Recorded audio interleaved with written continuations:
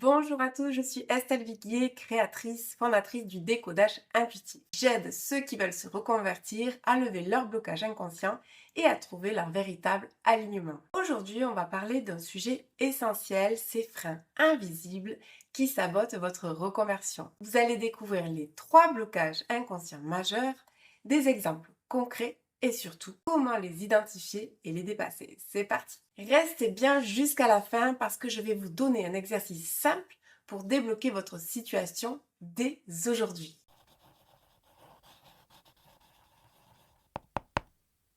Un blocage inconscient, c'est une barrière invisible créée par nos croyances, nos expériences passées et nos peurs profondes.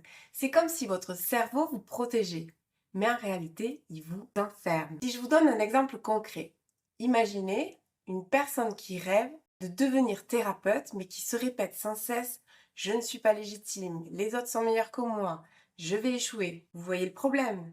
Ce sont des croyances qui vous limitent, héritées du passé qui freinent l'action. D'ailleurs, saviez-vous que 95% de nos décisions sont influencées par notre inconscient? Le fait de savoir ça, si on arrive à aller chercher qu'est-ce qui fait, si on arrive à comprendre quelle décision on a besoin, on peut devenir magicien et accéder à tous nos rêves, n'est-ce pas?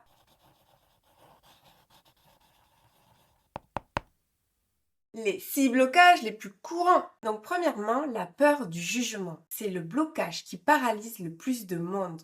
On a peur de ce que vont penser nos proches, nos collègues, nos amis, et du coup, on s'auto-sabote. Par exemple, Sarah voulait se reconvertir en coaching parental, mais chaque fois qu'elle en parlait, elle entendait des phrases comme: tu crois que ça va marcher? Tu n'as pas peur de tout perdre? Du coup, c'est quoi le résultat? Elle a mis 2 ans avant d'oser se lancer et c'est peut-être vous, dis-moi-le en commentaire. Si vous vous reconnaissez là-dedans, demandez-vous: qu'est-ce que je risque vraiment? C'est quoi le pire des cas? Et qui je suis en train d'écouter, ma peur ou mon intuition? Le deuxième, le syndrome de l'imposteur. Vous vous dites peut-être: je ne suis pas assez qualifié, il y a déjà trop de monde dans le domaine, pourquoi moi? C'est comme Thomas, un ancien ingénieur, il voulait se reconvertir en hypnothérapie, mais à chaque fois qu'il se comparait à des praticiens expérimentés, il se disait: je n'arriverai jamais à leur niveau. Du coup, il procrastine et il ne faisait rien. C'est quoi la solution? Si c'est votre cas, rappelez-vous que chaque expert a été débutant un jour. L'important, ce n'est pas d'être parfait, c'est de commencer. Dites-moi en commentaire si vous avez commencé dès aujourd'hui. C'est quoi votre première action? Le troisième, la peur de l'échec. Si vous attendez d'être sûr de réussir avant de vous lancer, vous ne le ferez jamais, jamais rien. Un jour, une cliente m'a dit: je ne veux pas me tromper, je veux être sûre que je suis sur la bonne voie. Vous savez ce que je lui ai répondu? Mais comment veux-tu savoir si tu ne le fais jamais le premier pas? Le seul vrai échec de ne pas essayer, mieux vaut avancer, ajuster un chemin plutôt que rester figé dans l'attente du moment parfait. Comme on dit, mieux vaut fait que parfait. Teste, puis ajuste. La croyance. Quatrième, la croyance que ce n'est pas fait pour toi. Vous dites peut-être: je ne suis pas fait pour ça. Je ne suis pas assez intelligent ou intelligente. Les autres ont un don et pas moi. Tout se travaille. Caroline rêvait de devenir thérapeute, mais elle se répétait sans cesse: je ne suis pas une personne spirituelle, je n'ai pas d'intuition développée. En réalité, elle s'était construite une croyance, simplement parce qu'elle n'avait jamais appris à écouter son intuition. La vérité, c'est que ces compétences s'apprennent. Tout le monde peut développer son intuition et sa capacité à accompagner les autres. Et c'est peut-être possible pour vous. Commente intuition si tu veux en savoir plus. Le cinquième, la dépendance aux avis extérieurs. Dis-moi en commentaire si toi aussi tu es paralysé par ces avis. Vous demandez toujours l'avis des autres avant de prendre une décision. Vous avez du mal à vous écouter vous-même et du coup, vous partez dans tous les sens. Jérôme voulait se lancer dans la naturopathie, mais au lieu d'écouter son ressenti, il a passé 6 mois à demander l'avis de sa famille, ses amis, ses collègues. Résultat, il a fini par abandonner, influencé par les doutes des autres. C'est important que vous puissiez vous écouter. À force d'écouter les autres, on s'éloigne de soi-même.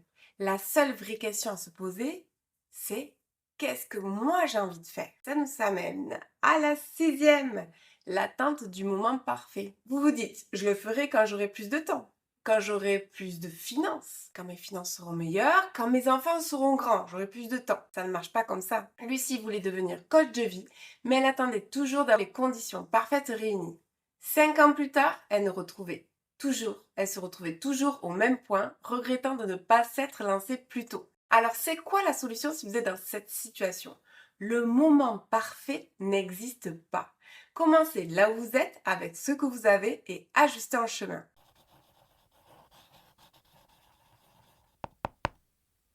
Prenez une feuille et écrivez. Qu'est-ce que je veux vraiment? Pourquoi je ne l'ai pas encore fait? Quelle est la croyance derrière ce blocage? Si je n'avais pas cette croyance, qu'est-ce que je ferais? Alors, vous allez faire cet exercice et vous verrez souvent, la seule chose qui vous bloque, c'est vous. N'hésitez pas à le refaire. Allez, je vous propose de fermer les yeux, inspirez par le nez, soufflez. On inspire, on souffle. Là, dans la situation actuelle, par rapport à l'objectif sur lequel je veux avancer, qu'est-ce que je veux vraiment? Qu'est-ce qui fait sens pour moi? Si je n'avais à écouter que moi et que je lâchais tout ce que les autres me disent, me proposent, me conseille. Qu'est-ce que mon cœur, mon âme, mon plexus, mon énergie vitale, qu'est-ce qu'elle souhaite? Pourquoi je ne l'ai pas encore fait? C'est quoi la croyance qui me bloque? Qu'est-ce que j'ai besoin de croire pour y arriver? Imaginons, si j'enlève la croyance bloquante, qu'est-ce que je ferais? Où ça m'amènerait? Si cette vidéo vous a parlé, dites-moi-le en commentaire. Je regarderai tous vos commentaires et je me ferai un plaisir de vous répondre. Je vous mets un lien de description si vous avez besoin de discuter sur votre projet, si vous avez envie de vous former en tant que décodage intuitif, vous pouvez retrouver toutes mes vidéos par ici et pensez à liker, à vous abonner pour ne rien rater. Je propose une formation complète en décodage intuitif. Vous pouvez réserver votre appel de découverte directement dans la description. Et je vous dis à bientôt. Bye bye. See you soon.